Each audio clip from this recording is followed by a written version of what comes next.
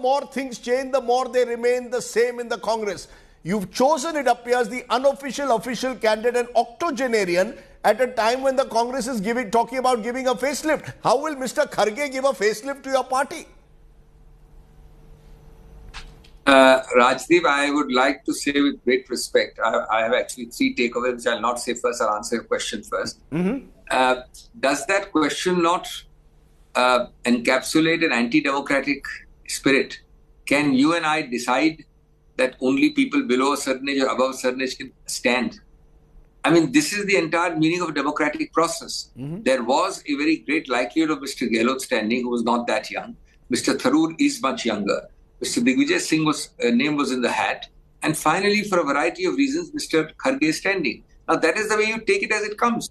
You don't predetermine and set rules. It would be undemocratic to say that you don't have a younger man. Actually, I would have liked younger people. There is complete openness for anyone to stand. You're saying, no, 1 minute. You're saying there's complete openness, but the problem is that Mr. Kharge, as I said, seems to have been selected by the Congress High Command purely on the basis of his unflinching loyalty to the Gandhi family.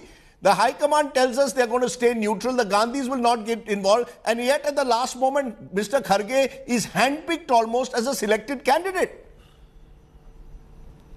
That's the point. That's the point. This is nothing but media speculation, earlier about Mr. Gehlot, now about Mr. Kharge.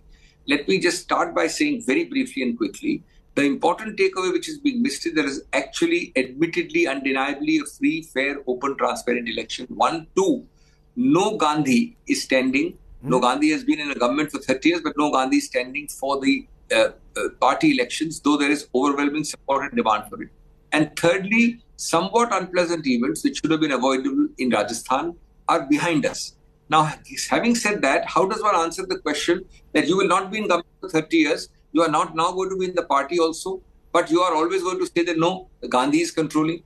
Well, you have just wait and watch. When you are a president, how do you assume that it will go on endlessly? I have been saying on other channels that kuch to log kahenge, logon ka kaam hai kehna. If we are not here to answer critics, who will never be satisfied. If the Gandhi stands, then the Gandhi stands. If the Gandhi doesn't stand, then he's controlling. I mean, can you have an answer to such situations? No. Dr. Singhvi, the fact is all roads lead to 10 Janpath. Whether it was the Rajasthan crisis that eventually had to be resolved at Sonia Gandhi's house, or whether it appears to be the question of Congress presidentship, all roads lead to 10 Janpath, which is one of the reasons why so many people didn't even want to contest. Many people feel that even if they are offered the post, they will have to work completely with the Gandhis having all the power. And therefore, this is a party that is unable to break the status quo and reward merit of people who could have an independent identity.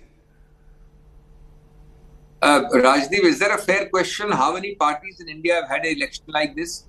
How many parties have broken from government office and now to party office, and you are saying not break with the status quo? I don't think you can name even one example in this country which has had this.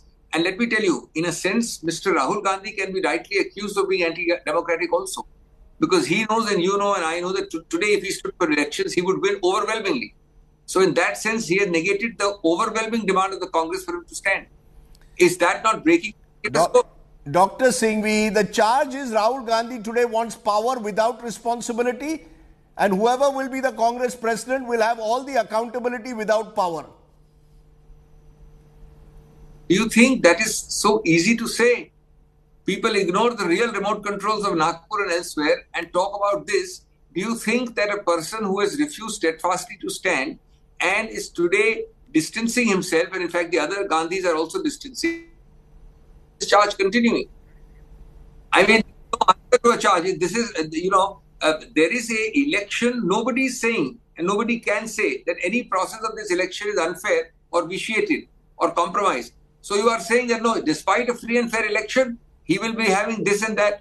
Well, I don't think that's a fair charge. Let every other party, let me tell you this, let every other party do this. Let the regional parties do this and say, look, we are not going, but I'm going to control from behind. Dr. Singhvi, your party, let's be honest, without getting into whataboutery, I will ask you therefore one final question. Who's your pick, Shashi Tharoor or Mallikarjun Kharge? Well, I mean, first of all, it's a secret vote. Secondly, I'm one of the 10 who has proposed Mr. Kharge. So I don't think I need to speak more about that on candid camera. But the point is, it's a free, fair, independent vote. It is volitional. It is my vote, and I wish anybody could have stood. There is no inhibition, no restriction to anyone.